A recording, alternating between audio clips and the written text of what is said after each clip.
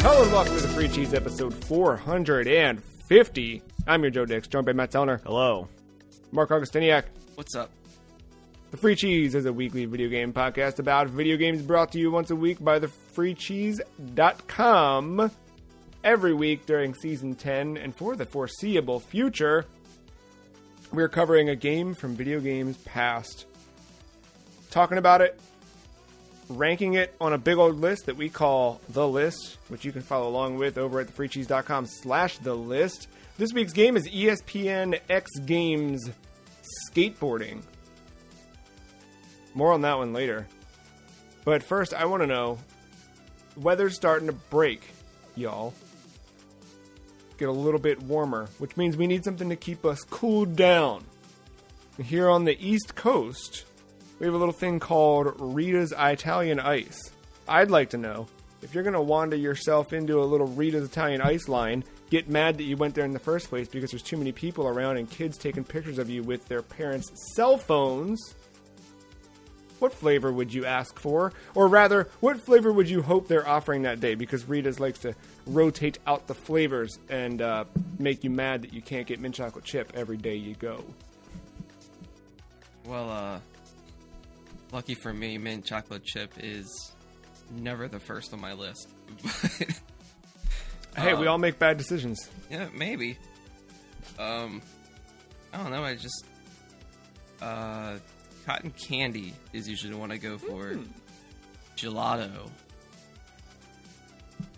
Yeah, you answered part 2 of the question, which is, do you ensure the ice cream edition? Oh yeah, no, the gelato all the way. Yeah, I think you have to. Matt, what's your go-to?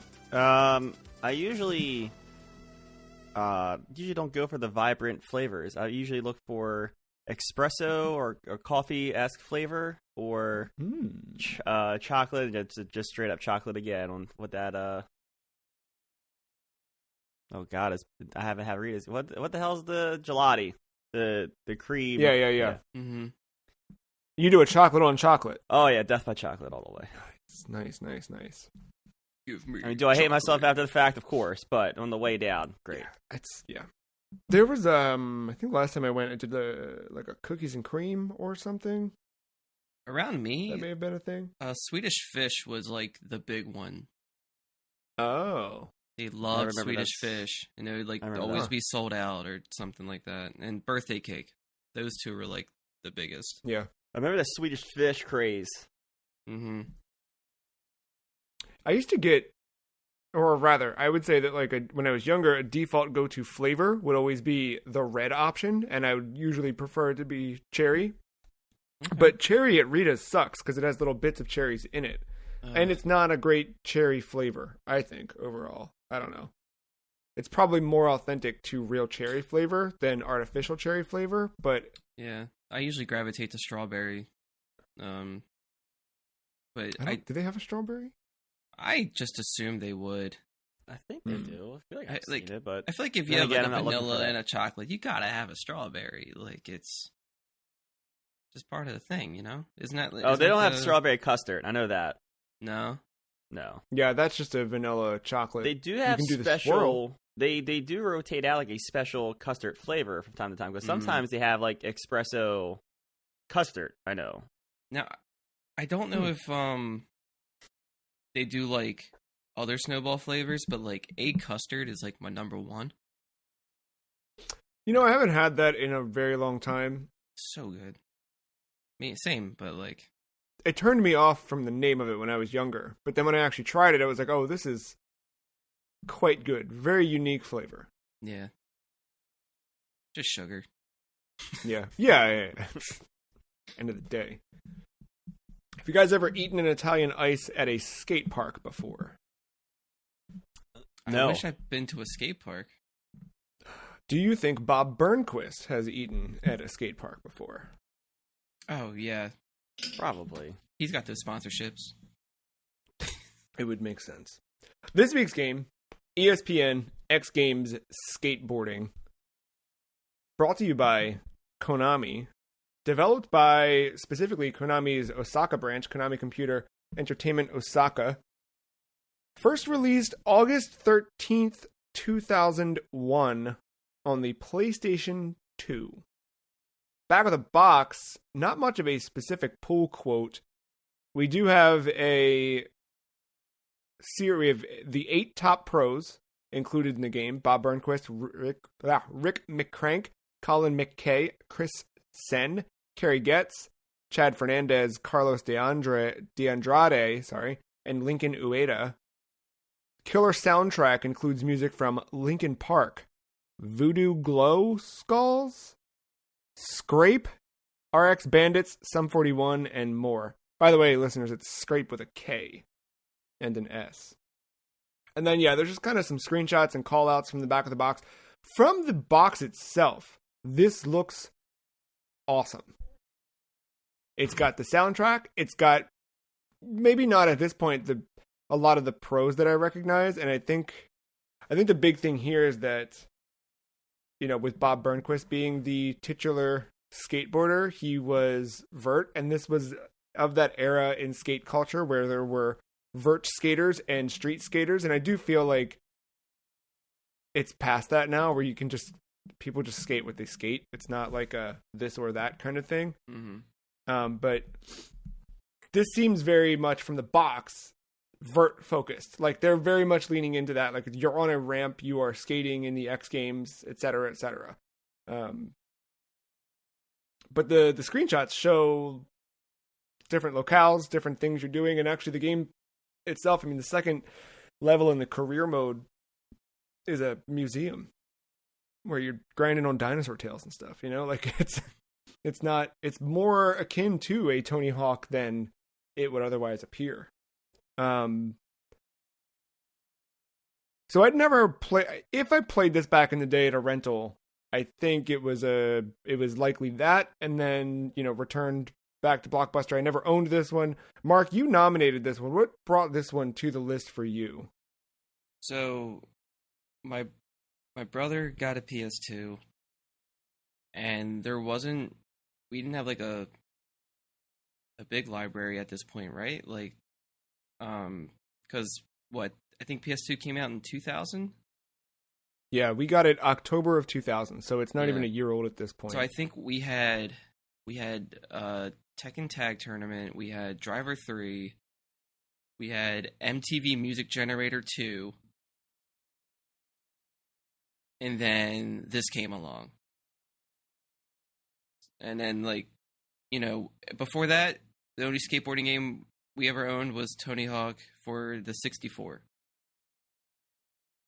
I was like, all right, cool, more skateboarding. And from what I remember of playing it then, it was fine. I didn't know exactly what I was doing, but I had a good time with it, and I really enjoyed that soundtrack. And that's just a lot of what I listened to growing up, believe it or not. And some of the songs still stick with me, especially Crease's cover of Jenny for some reason. I like the way that they do it. I was surprised to hear that pop up while I was playing. It was very like, wait, what? But I think this is also like one of the first games to like get me into Sum 41 too. Like that was a big part of my life. But yeah, it was just fine. And then I wanted to revisit it, and here we are, like in a, you know, after this game came out, this is like a couple months before Tony Hawk 3 would come out in the same year. So I guess they wanted to like beat people to that punch, you know?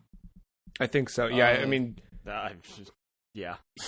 So here we are, like past all that, we're in a post like Tony Hawk 1 and 2 remake world, whatever, and all these other skateboard games that have come out. I was just really curious to see where this one would sit with all that. And I don't know. I still think it's not the greatest, but I still think it's fine for what it is. Yeah, it's. We'll get into the details in a minute. Matt, what was your experience with this prior to us playing it for? I feel like I had heard of it at some point in my life. I feel like there was a lot of X Games. I don't know, because there's other X Games video games out there, and I think they just kind of all blended together. And I think, God, back then I thought there was like 8 of them for some reason, but and tracking this guy down, and it wasn't really that many. It was this one and a winter one, I think. Yeah, there's a snowboarding one as well. Oh, okay, so 3. But I don't know. I just I never knew much about this. I knew what Tony Hawk was though, and that was my game. And that's kind of I feel like I just kind of always associated this kind of stuff with that knockoff, copy paste stuff, trying to take advantage of a market with those other I know now we have the Monster Energy motocross stuff, all that stuff, during this era of video game. I was kind of associated with all that stuff and just kind of stayed away from it. Yeah, so playing it this time around, we're playing it this week because the X Games event is currently running. By the time this episode dropping Monday morning, they are over. But over this last weekend, April 22nd through 24th, the X Games took place in Chiba in Japan.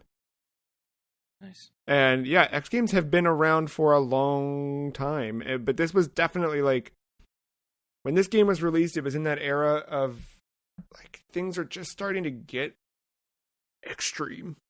We had the tail end of the 90s that led into this, and I don't know. I think skateboarding culture it's very strange. Sorry, this is a bit of a tangent, but skateboarding culture, I think, has relatively stayed the same as just kind of counterculture, but it's got its own breed. It's definitely evolved over time, and I think I don't know. It's a very complicated. I think any culture stuff is complicated, but I think it's at least been a bit more inclusive. Again, I'm not a 16-year-old at the skate parks anymore. You know what I mean? Where I don't know. I think younger kids are. I'd hope that they're more inclusive. I remember there being a lot of gating in certain areas of it or whatever, but I don't know. It did always feel like a place where people could come together. Was it the skate park or even just skateboarding together? I met so many people through skateboarding, and we spent so much time just hanging out and skateboarding. Whether you were good or not or whatever, you were still there, part of it, hanging out. And I do feel, though, that the part where skateboard culture kind of broke out of its shell and started to infect the normies, where we saw skateboarding stuff be incorporated into clothing, advertising, TV, video games, that kind of just bubble was right at this point, in the break of the century, in the early 2000s. And I think this game, as you said, was right. Tony Hawk's Pro Skater 3 was October 30th, 2001. So this is right ahead of ahead of that, trying to get in on that bubble. And I mean, yeah, perfect time for it, for sure. The game itself, Mark, how was it to return to it? What did you how did it compare to your memories? Do you feel like it still holds up as a skateboarding game? Well, I kind of want to start with the menu. Oh, yes. It's very simple, and I like that. It's just very cut clean, and I'm a big fan of that loading screen. I think it's one of my favorite loading screens ever, honestly. It's just a simple, film reel with, a cool little beat. I'm yes. For me, it's definitely trying to capture, it's, heavy in that MTV vibe around that time. And so But it also had, skate video vibes, too, of just kind of, this would be the moment.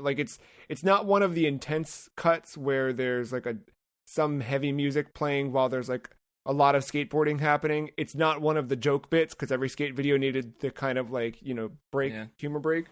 But it's just one of those things where here's the cool part of this. Yeah, I mean, the intro to the game, it's it's the entirety of a Linkin Park song inside of my head, and it's just 3 minutes of just people skateboarding, and that's it. There's nothing else to it. And I was all right, I guess they're just kind of going like all in on it as much as they can. And then let's see. Yeah, like they have like the X Games part like separate from the arcade. So I just dipped into like a little bit of each. And didn't realize that the characters have different outfits for each one. Like you don't get to pick it. It's just like all right, here's our X Games version, here's the arcade. The X Games stuff, just trying to apply Tony Hawk experience to that, did mostly okay. Didn't really mess up. But arcade is kind of where I started to struggle, like I usually do. Controls are a little weird.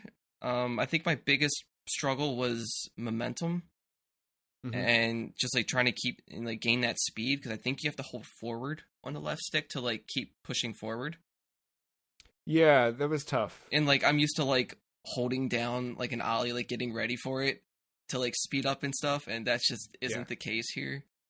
And it's also your camera. The left stick just moves you and the camera simultaneously, and the right stick, I learned, changes the tracks in the the music. That's how I discovered that Jenny like I was trying to rotate the camera at this one angle, and but tricks felt intuitive if you've played a Tony Hawk game for the most part. Trying to pull them off is another thing, but they definitely because they still maintained a bit of similar mapping where like square was your flip trick, triangle was your grind, and circle was your grabs, but the input methods were almost like a predecessor to Skate or Session, where like they had D-pad rotation. You were kind of doing like Ryu moves to get. I think you could do the shoulder buttons for rotation as well, because that's what I was mostly relying on. Wait, what? Yeah, so like for. Oh, well, at least when I was in the air, like whenever I'm doing air tricks, if I hit one of the shoulder buttons, it would perfectly do a 180 for me. It wouldn't. Oh, for spinning, yes, for like the body variable stuff, but like to do a, like if you hit, I think just square was a kickflip, but if you like swung your D-pad, that would change it to a pop shove it or whatever. Yeah, they kind of incorporated the foot movement a little bit, like Skate would later on. Yeah, and like I saw there was a move list per skater and stuff, and that just looked like a fighting game move list to me. And I was like, okay.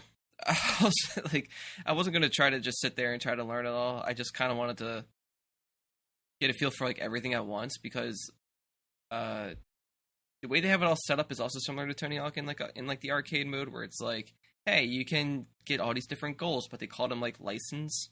It was really weird. Yeah, where it's like you hit certain amount of like fire hydrants, or you collect these gems, but you gotta collect these gems in a specific order. Or you gotta get the X Games logo, or to get bonus points. Yeah, it was just like all these things, and it's I don't know. It's just it's fine, I guess. I mean, I don't play a lot of skateboarding games, and nor am I like really good at them. So from that point of view, from a normie point of view, it was just like milquetoast at best. I really did like that the developers did not just try to straight up clone Tony Hawk, because the blueprint was right there. But they thought a little bit differently about how skateboarding works with, I think, the button inputs. I think the game felt stiff to me. Yeah. But also a little like I could use my imagination to like tie that into feeling grounded and feeling like a skateboarding game, because I love Session for its realism, and it is unforgiving in terms of like physics. It feels like real skateboarding, and this, while stiff, it did feel like if you're gonna grind on something, you better know that you are jumping at the right height, that you are landing in the right angle. Like it's very specific in that.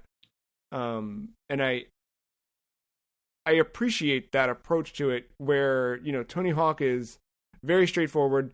You push a direction or a button combination. It's weird. Like, this is kind of the Street Fighter to Tony Hawk's Mortal Kombat in terms of like button inputs, where, Mortal Kombat is not doing sweeps and rolls on the directional pad to input anything. Right. But it's two different schools of thinking. But I think it worked well for this, and I liked it. The career or arcade mode, right? That's what it was called in this?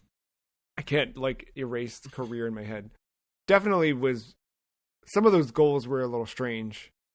Yeah, it's weird to kind of gate you with progression that way, where it's like you have to do or a certain amount of these things to unlock the next level. And I get that, but I feel like all the levels should just be there from the beginning. And I feel like whatever you achieve should be your new decks to unlock, and I'm sure you do as well over time. It was kind of like that in Tony Hawk as well. You were gated until you did a certain number of the goals. And in turn, I think what ends up happening is you're learning how to play the game in levels that are a little easier and slowly getting into more advanced levels. And I think that worked for it. But Matt, what about you? Oh, go ahead. Oh, sorry. Just the last thing was that I just thought it was weird that it's like a 3-minute timer, I think, every time, too. I don't think you can change that. You have about 3 minutes to do whatever you can, and then you're back to the beginning. And thankful for the mini-map. That was a nice touch. Because the levels are quite large. They're not... There's a lot to explore in them, which... I can't not compare this to Tony Hawk, but thinking of a Tony Hawk level, you kind of just have this little arena that you're in. Mm-hmm. Where it's every level is about as big as the suburban area in Tony Hawk 3. Definitely. Yeah, Matt, tell me about Matt and X Games skateboarding. Unfortunately, there's not much. I do want to say that I know we kind of alluded this beat Tony Hawk to the market. It did come out the weekend or the weekend before the X Games in 2001. So it kind of did mark up appropriately to the event, at least. It wasn't just a blatant, let's beat them to the market. Yeah. But yeah, I mean, the little bit I played and I've seen, I don't know, Joe, you kind of hit it, right? Where it's the blueprint for Tony Hawk is there, and you can definitely see all the things for the blueprint, but it's a little bit different enough, and it feels clunky, but I feel like if I had more time with it, the clunkiness would feel more natural. It just feels clunky because I'm wired to Tony Hawk. And the way the animations are in the rotations, just the little things like that. It's oh, the board has to be straight on to land the trick. It can't be off to the side. There's no sloppy or perfect landings or anything like that. The constantly pushing forward thing. Again, something you probably get used to after some time. But yeah, I'm so used to holding X and gaining speed and going up a ramp or whatever like that.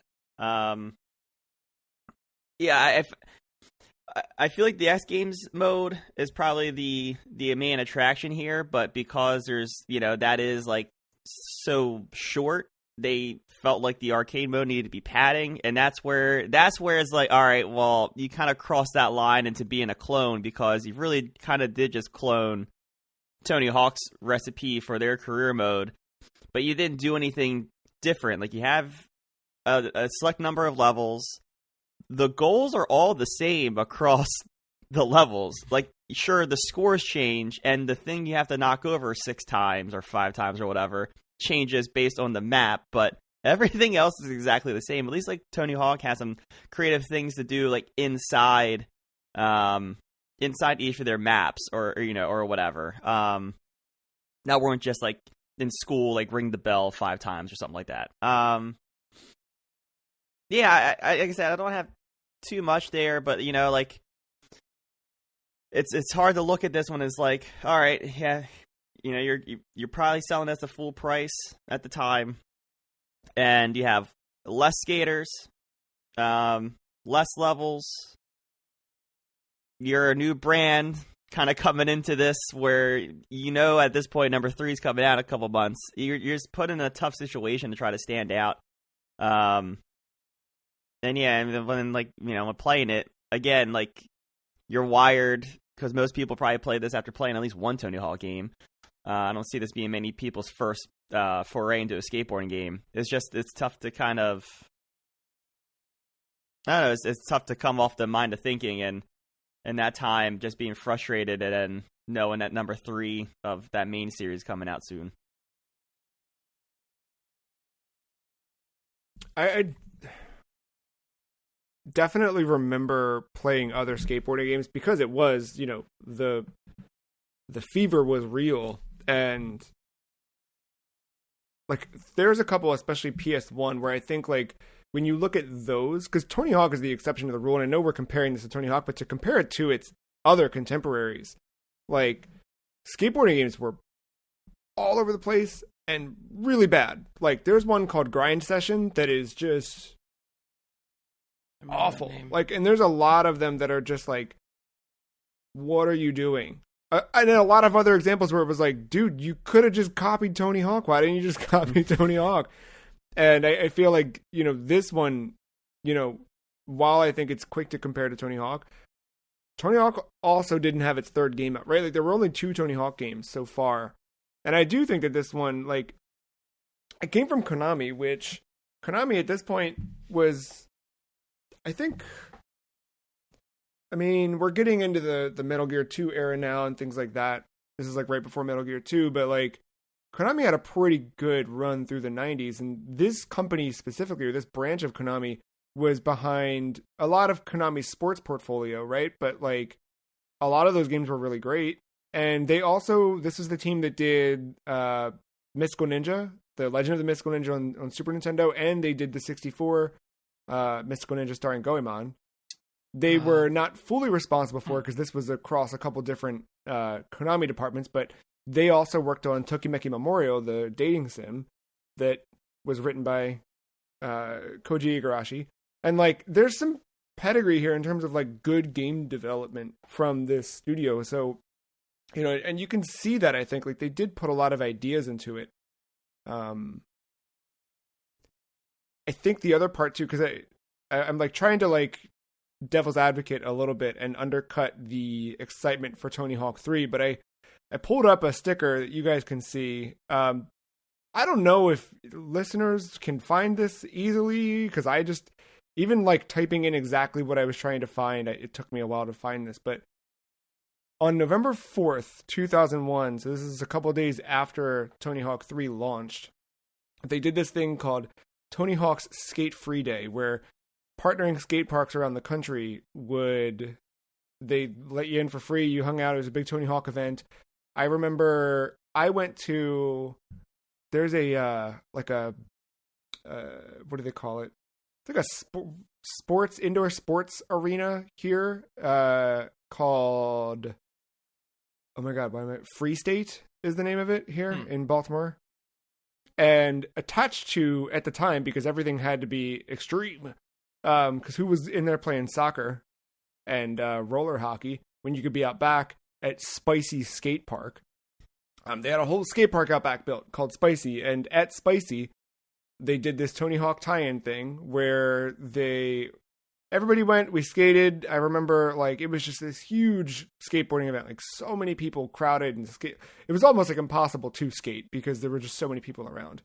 But I remember hanging out that whole day, and then at the end of the day, they were like, all right, it's time for the giveaway. And they definitely had shirts and stickers and stuff and whatever, but I remember the thing that like we were obviously like dying for was Tony Hawk 3. And I think we specifically like didn't go out and buy it because we knew there was a chance we'd get it at this. And then I remember when they threw the PS2 Tony Hawk jumping and it grazed my fingertips, one because they had like 3 or 5 or something to give away, and it bounced off my fingers, and then some kid behind me snatched it. But my brother was super tiny, like super tiny. It's funny now because I think he's taller than me, but like he was always really, really short. So he could kind of like weasel his way into things. I remember he would just grab anything that hit the ground, and he could, and that I'm sure there's a box in an attic somewhere I need to go through that has a stack of these stickers, these skate free stickers. Cause we had so many, Like, I remember coating the entire side of a dresser in these specific stickers, and we still had like 600 left. Like, we had so many of these. They just printed. But Tony Hawk was huge, right? Like, Tony Hawk's Pro Skater 1 and 2 were well received, and they did set the bar. And then around this time, like, we knew it was coming, and it was a big deal, big enough that skate parks would host an entire day like this.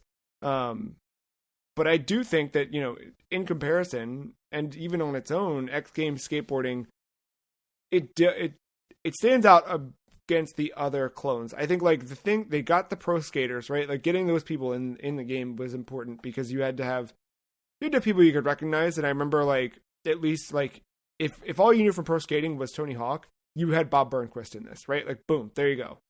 Easy peasy. Yep, that got me. Right? That was, hey, that's Bob. I'll use Bob.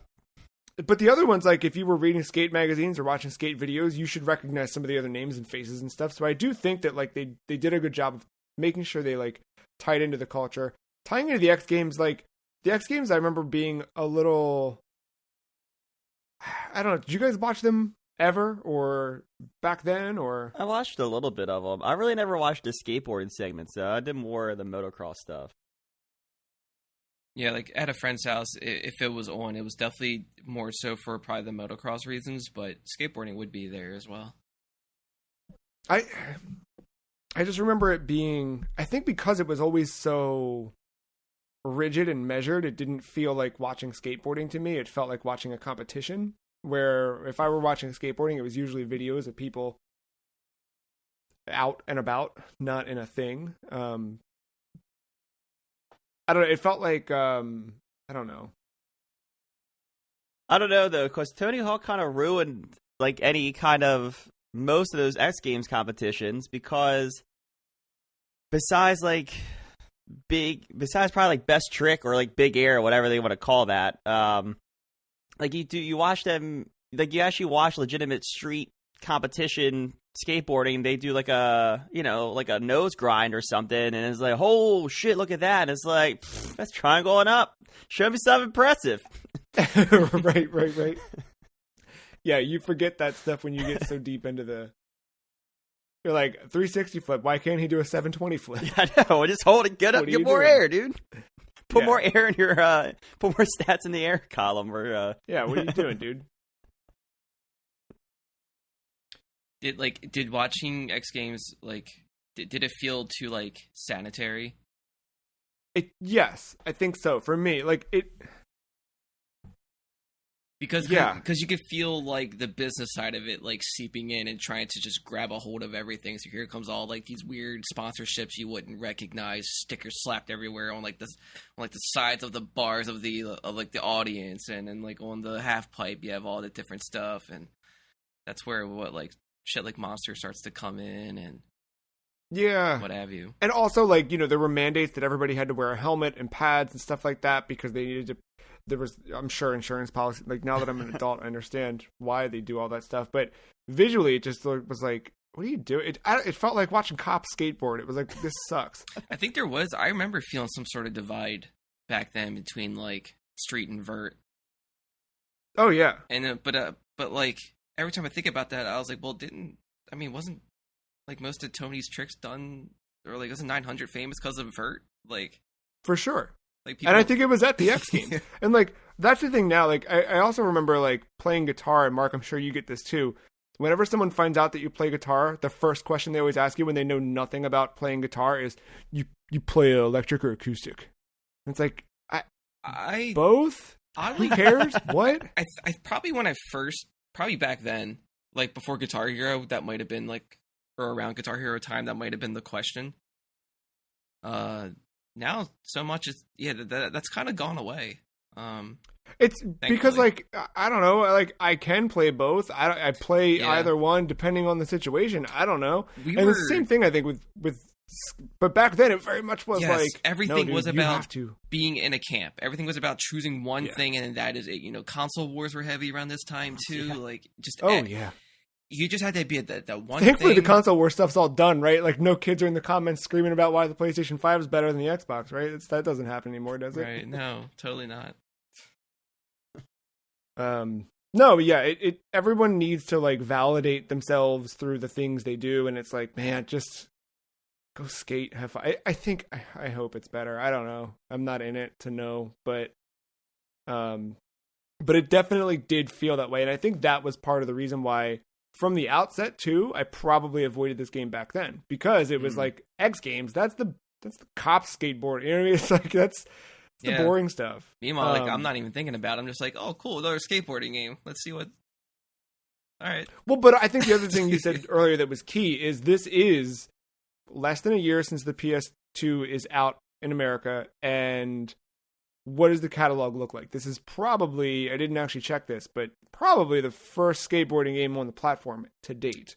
I want to believe that that's the case. You know what I mean? So like, while Tony Hawk is close, it's still not out yet. So this probably got a hold of a lot of people. You tie it into the X Games launch. You have people who end up going out that weekend after watching the X Games, and they're like, I need to buy corn nuts, I need to buy Red Bull, and oh, what is this? They've got X Games at the video game section? Like, sure. Like, it's not, it could have been probably any title, right? It probably didn't have to be like an X Games game specifically. Just the fact that it's a PS2 game, a PS2 skateboarding game, could have been called anything. Yep. This would have had the same attention. I think so, yeah. I mean, it's even, I mean, right now, if you told me tomorrow an X Games skateboarding game was coming out, I have to try it, right? Because there's so few at this point, even. Yeah, just that, like, I gotta know. And, you know, we're technology-wise, we're getting better with graphics and all that stuff, and that's getting most people's attention. We're getting closer to realism, and that's just, like, that's the main grab at this point, I feel, for a lot of games. Yeah. I think you also touched on this earlier, but the opening. Yeah. The Linkin Park opening. I watched that twice.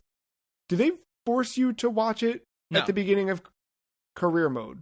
Oh, that I don't know. Sorry, arcade mode. Oh, no. Yeah. You can skip it. Okay. I think I tried. I was hitting something and it wouldn't skip. I know when I first loaded the game, my controller wasn't working, so I was fussing with that and ended up watching it all the way through. And then when I started arcade mode, I was able to skip it like after getting the controller stuff sorted and restarting the game, but once I was in arcade mode, I feel like I couldn't skip it. Maybe I just didn't hit start, but yeah, I was able to skip it. Counter question: did you watch the little trailer they had on that menu for the Snowboarding 2002 game or whatever? I don't think I did. It's just like I'm not sure if it's in it. I don't think it's like even like in the extras section. It's just main menu. You go through the whole thing at the very bottom. There's just a trailer to watch. ESPN Snowboarding like 2002 whatever, and all it is just Static X playing, and it's just like every here and there you'll see like a guy on a snowboard, like maybe like just jumping or grinding or something. But every 5 seconds, it's just this one snowboarder just staring at the camera, just like doing like these cinematic turns to the camera, all serious, and that's the entire thing. Nope, it's pretty good. Nope. Yeah, I did not see that. That's the thing too. Not just skateboarding, but like snowboarding was also popular, and snowboarding games were not good at all. Like, I think SSX was a cut against the rest, right? And we talked about SSX Tricky earlier this year. Check that episode out if you've not heard it. But like, I remember Sean Palmer's, not Sean Palmer. Sean Palmer's Pro Snowboarding was the Tony Hawk equivalent from Activision. They later did like a Shaun White snowboarding, but yeah, Sean Palmer snowboarding was one. And it like, I went back to it recently because I was like, man, I want to play a good snowboarding game. I feel like that one was pretty good. It also had Alien Ant Farm song in it. Bad. Not a good time to play. Like, just did not feel good. And like, so to make something that was, it felt like the thing you were doing, which I think this one did to an extent. And again, I really, the thing that stood out to me the most with X Games skateboarding is like that different button input, the way that you had to kind of sweep your legs, sweep your fingers, the way that you, like, again, that predecessor to skate, I think stands out here. It's kind of wild. We'll come back. We'll Yeah. No, I was just looking because I was curious about how many other ESPN branded video games there are, because this is Konami, which you're starting to get into the era when Sega goes third party, and then they of course do the license for another self-advertisement, an ESPN NFL Football 2K4 and all that stuff. I didn't realize how many ESPN games there were with Konami. Yeah, quite a bit. Most of them, I mean, X Games related, but there's a few, like, which one? It was like a National Hockey Night before the ESPN 2K license, or the Sega 2K license came to ESPN. Like, there's quite a bit. And then ESPN dumped them for Sega. Yeah, which I guess makes sense, right? Smart move in the long run. Yeah. Well, it's not even ESPN branded anymore. And none of those games after, I guess, football? I see College Hoops 2K5. That's probably the last of the ESPN branded for 2K. Which is technically Disney, so, like, get on it, Kingdom Hearts. Yeah, if you can get Michael Jordan to hang out with Sora in Kingdom Hearts 4, you may have my attention. There's nothing that's going to get me to play that fucking game. There's nothing. Not even Michael Jordan? No, not Michael Jordan. Not even being free with my ESPN Plus subscription. No, there's no way. I'll think of something. It's literally have Final Fantasy VII characters in it. Like it's played its hand. I'm done. Incorporate Final Fantasy VII characters.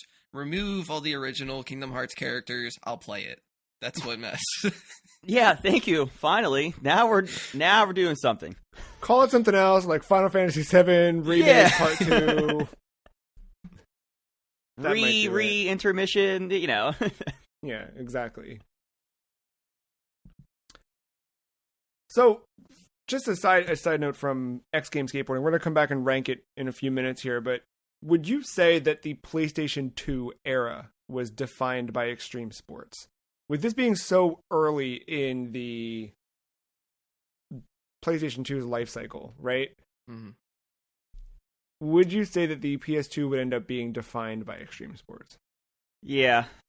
I mean, yeah, not just like kind of going past the skateboard extreme sports, but kind of as a broader thing. Like I know probably the heyday of Blitz is behind us at this point, but those types of games with like some attitude, that PS2, I wanted to use extreme, but extreme over the topness, that arcadiness.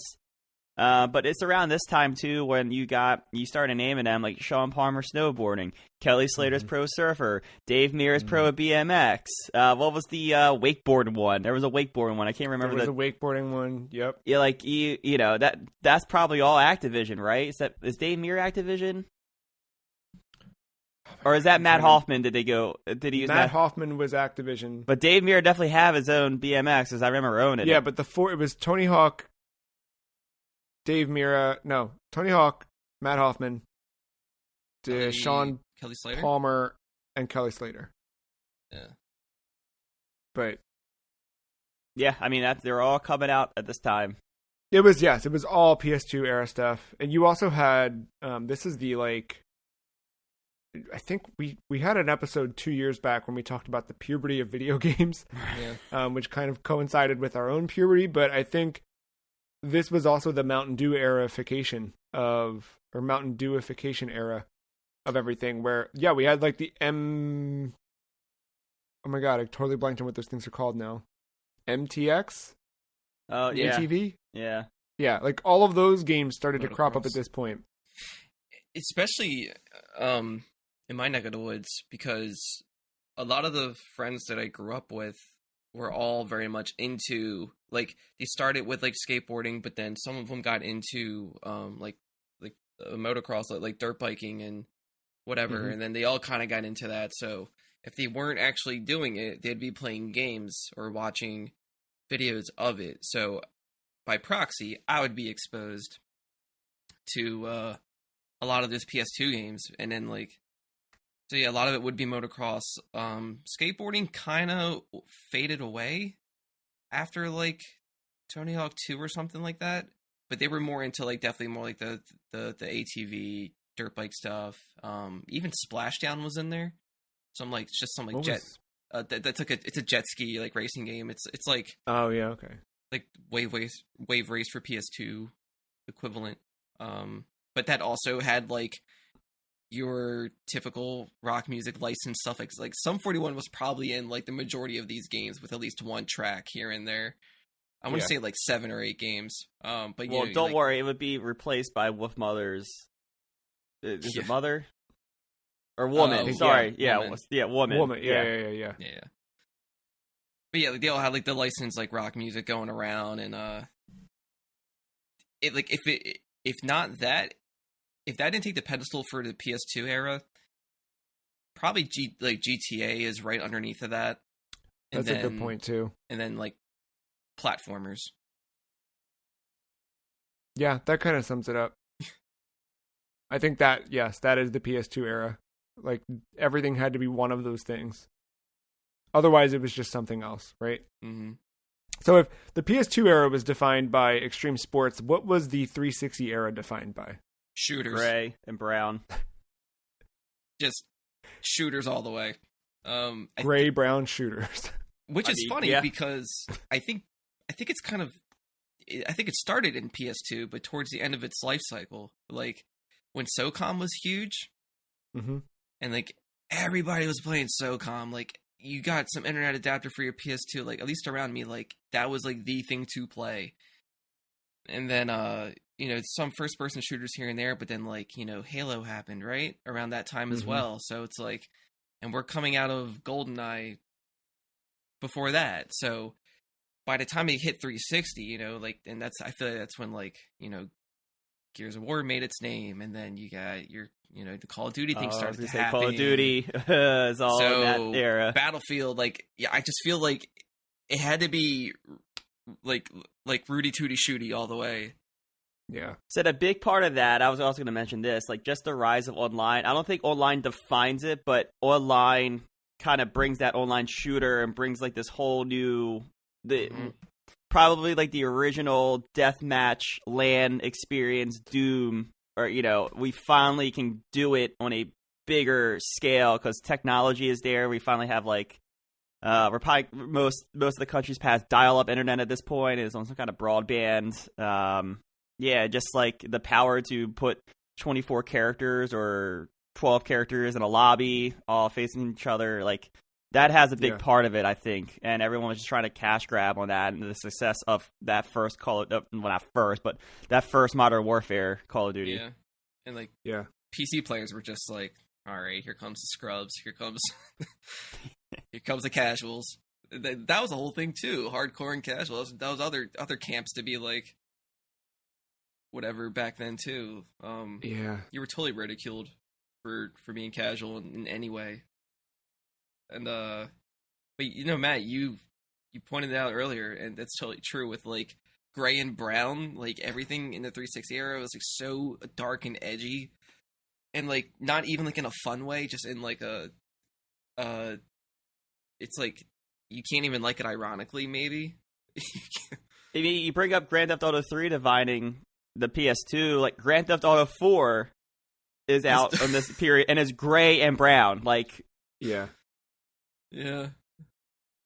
It's interesting. Like, I don't know why that was. Like, is it a technology thing? Is it a style thing?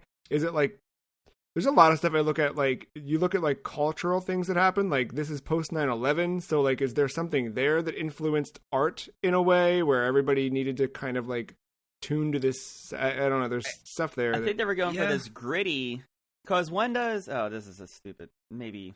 Nope, see, but I'm going big. Like, why gritty? Like, why were we all going for this gritty thing? Because we did that military too. Like, shooters. They were doing them. I think they were all trying to follow the Modern Warfare because Modern Warfare is fairly early in the 360 and PS3 era. I think.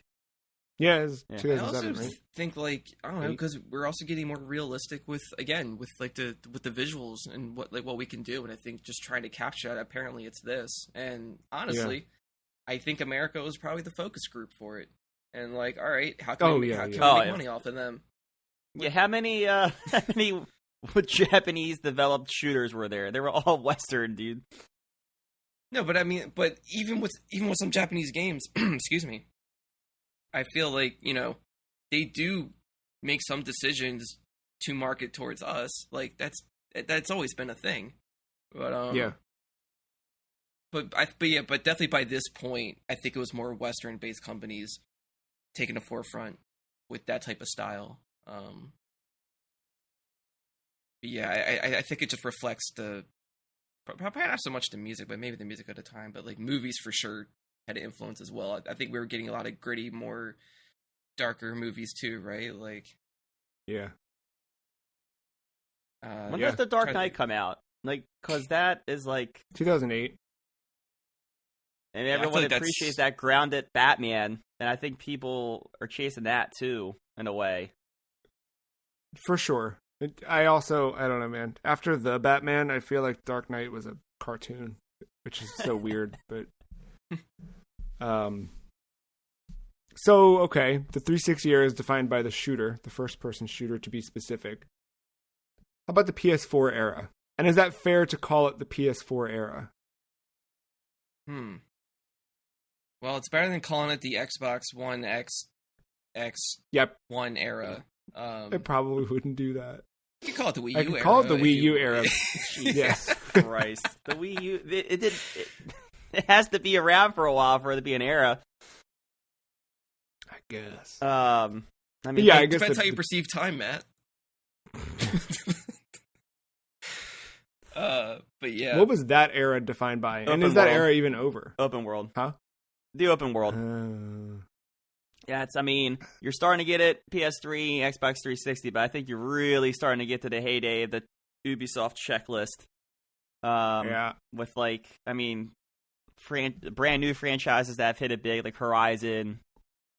I don't know where you want to package the Switch in on this generation, because it's technically late, but it's still going now, which is bleeding to whatever number generation of consoles we're in. Yeah, but if you think about the design decisions that went into Breath of the Wild, that was all happening right at the beginning of it. Yeah, right. So you get kind of Breath of the Wild being, I would say, probably the height of that era.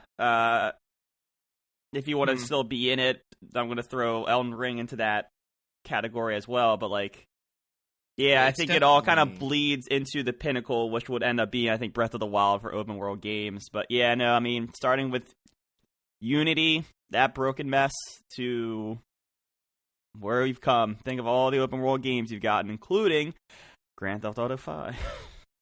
I feel, like the PS4 era is kind of like, it's going to sound dumb, but it's kind of a sequel to the 360 PS3 era. Like, it's taken what it knows from that and just focusing more in on that. So like the shooters have become more involved since then. Yeah. But like Fallout 3, Mass Effect 2, KOTOR, KOTOR is Xbox, not 360, but all those 60-hour plus RPGs, that needed to be a staple thing. It's, and then coming off Oblivion, so so with the open world stuff, everything just needed to be super long, bells and whistles everywhere. Yeah, it was that checklist. $1 per hour for a time back then. It was if it's not a 100-hour game, I can't defend paying $60. Ooh. Right. And then, but I think with that, we have now come to embrace more indie games. That's I'm not sure if it takes the forefront of the era, but it's definitely the third place pedestal in my eyes. No, I think we definitely saw the rise of the indie in that PS4 era as well. It's weird. So, okay, where are we at now? What do you think now? Where are we headed? Games as a service. Hentai. That would be better, but okay. Yeah. Yeah, I think Matt struck it. Sadly, I think. Yeah, I'm not proud to say it, but think of not to date this episode, but just think of all the news this week with Xbox doing the ad, like looking into doing ads for free to play games, and then Sony coming out and saying that as well. Like, so sorry to cut you. Here's the fun thing about the way we've been doing podcasts this year. I have no idea what you're talking about. No clue. I saw this. Like, this just dropped. I didn't read the article. I just kind of saw some headlines, but yeah, like they're looking into how to start to monetize some of the free to play stuff. If you're not actively buying a battle pass, and then that's the other thing. Battle passes are in every single fucking thing now. Going back to your 360 era shooters that are still around today, have them. I mean, that's starting. It starts with Exodus not started. I don't think so.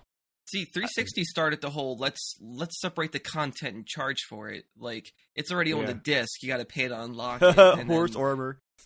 Yeah, or like or like the season pass stuff. Like that, it all started with that. And I remember like Assassin's Creed taking like a lot of that grit. Like, well, the season pass starts it, but that involves into the battle pass from Fortnite. I think that's the main guy that starts that or makes it notable. Yeah, and that's kind of where we're at now, and I don't think the Exodus has started yet. I just think it's expected now. I don't think we've had that crash yet. It's like that, and then everything underneath is just kind of like a weird melting pot now. Like, it's kind of just like a whatever. Like we are starting to, like, games aren't as exclusive to consoles anymore. Like, everything kind of bleeds into everything. I mean, unless you're on a PC, I feel like you have the most access.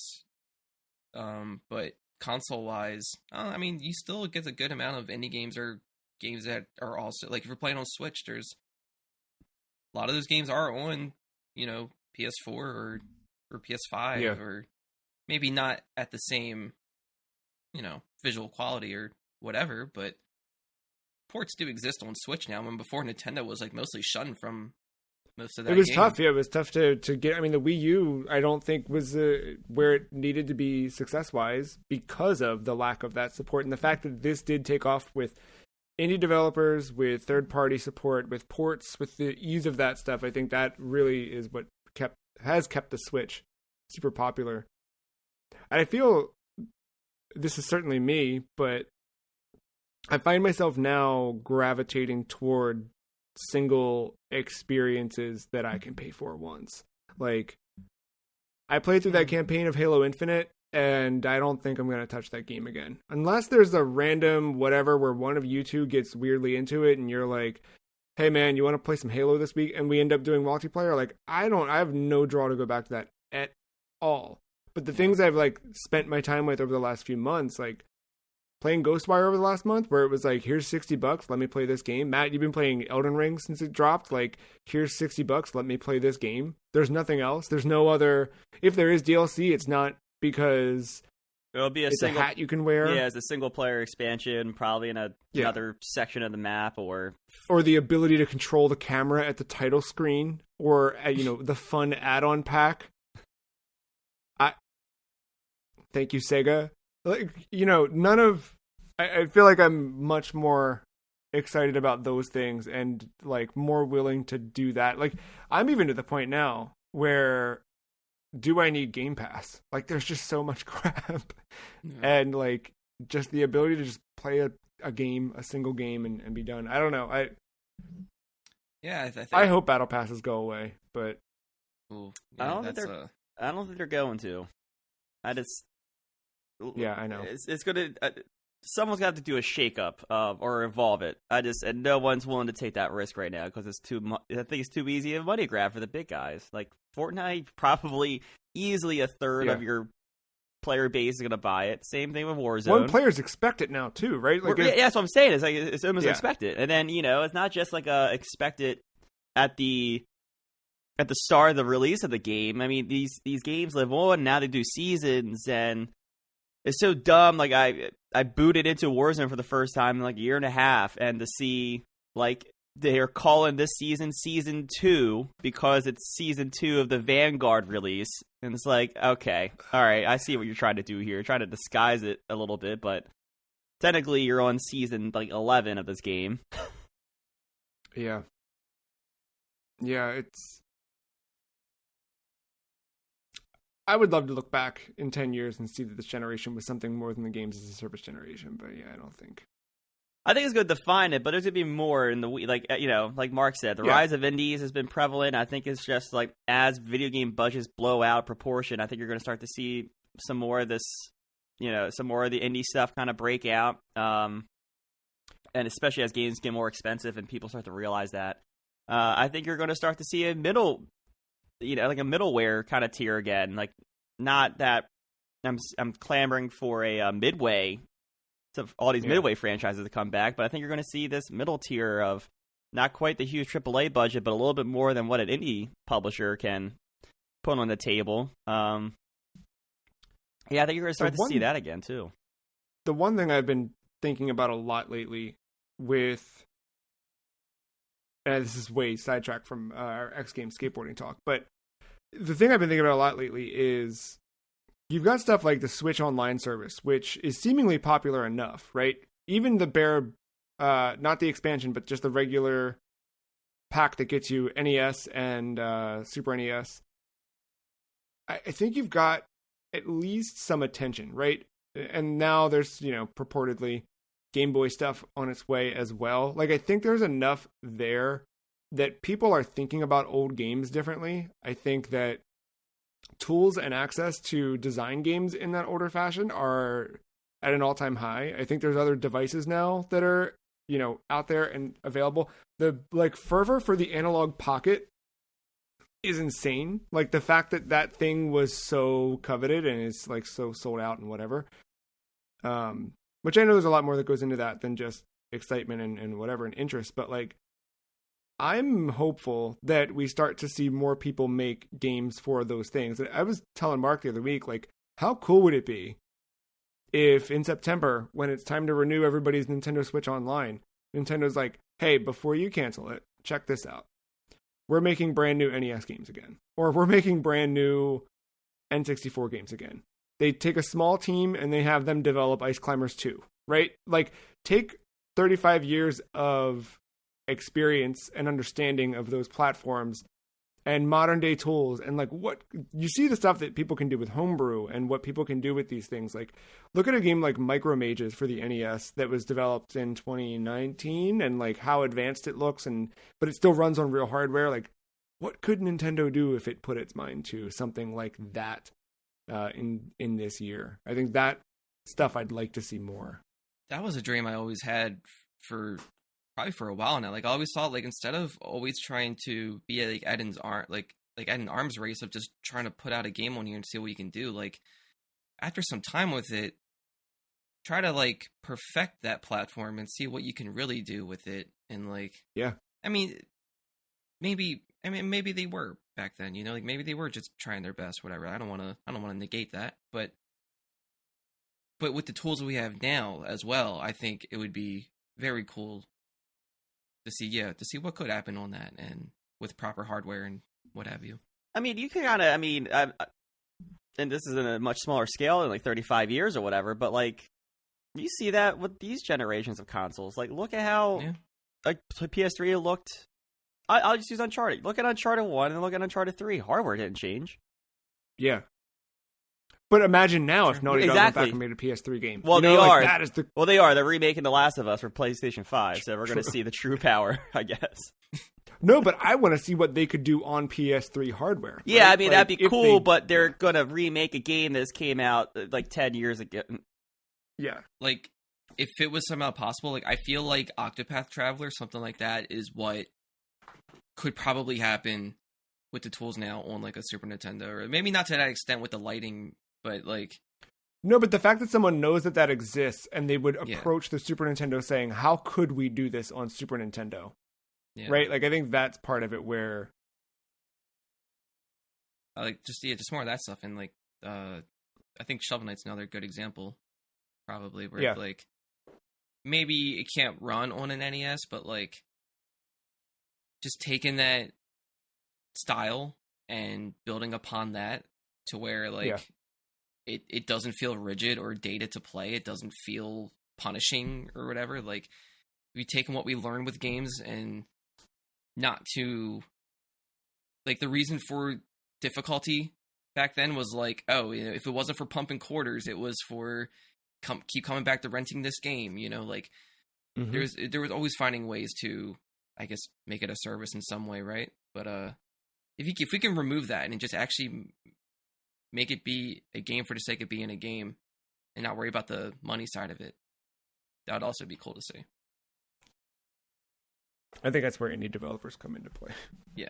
But I would love it. Again, like I would love if Nintendo put out a brand new NES game. And I think too, like, look at some of the things that the community has done with emulation. And there's, I'm not going to remember the user or the person who did it, but there's someone who is making actively widescreen hacks for Super Nintendo games. They've done it so far. I think last time we checked in with it, it was Super Metroid and Super Mario World. But those things run 16:9, and there's also, albeit a little like rough around the edges, there are folks who have made full emulator states that can run SNES games and NES games at widescreen and have them properly, load. Imagine if Nintendo did something like that on the Switch Online service, like made its own widescreen emulator, and then started putting out modern games. Like, my only argument with that is like, unless you're going to put it out physically in some kind of limited run fashion, which that is entirely possible or whatever, but like, if you're just going to send it out to the emulator that's on the Switch, why not just take advantage of the Switch hardware and make an NES-like game? That's where you could. Oh yeah, that's where, like, do the Shovel Knight thing. Like, Shovel Knight is clearly inspired by old 8-bit, 16-bit games, but it probably needs some horsepower behind it that a SNES can't provide or something. Like, that's my thing. Like, put in, like, make it inspired, but put in the quality of life things that we kind of like to have nowadays in some of those games, and take advantage of the new hardware. Like, that's my only thing. Like, if you're just going to put it out digitally, why does it have to run in the emulator shell on the console that you just probably just developed for? True. I'll say something like Micromages does have a lot of quality. Like, there's a lot of modern day things implemented in there that could be interesting. But that had a physical release, though, right? But not like that wasn't the intent initially. I think it was popular enough that they were like, oh, we could put, Right. Okay. Even still, but like, very niche, very, very, very niche. I'm hopeful that we get more new games for old platforms. As much as people want to keep those old things alive and revive them, I think that's the thing I want to see more of. And I want to see more people adopt it. The same way that skateboarding infected the clothing that everybody was wearing in those days, I want to see the homebrew scene infect the mainstream. Get us away from this race to the bottom of nothing. You don't get anything by completing the battle pass. You guys know that, right, yeah, listeners? You do. Are you fucking kidding me? You get the most elite skins. Oh my god, check out this elite skin. At the end of every episode this season, we have been ranking the game we talk about. ESPN X Games Skateboarding is no different. Pulling up our little list here. We're going to find out where X Games Skateboarding ranks among the rest of the season. You guys have any gut kind of ideas?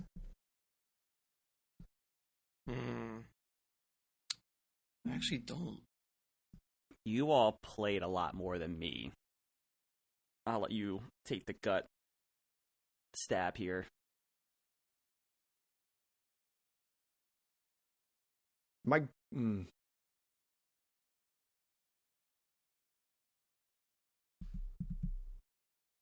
gut is in the Sunset Overdrive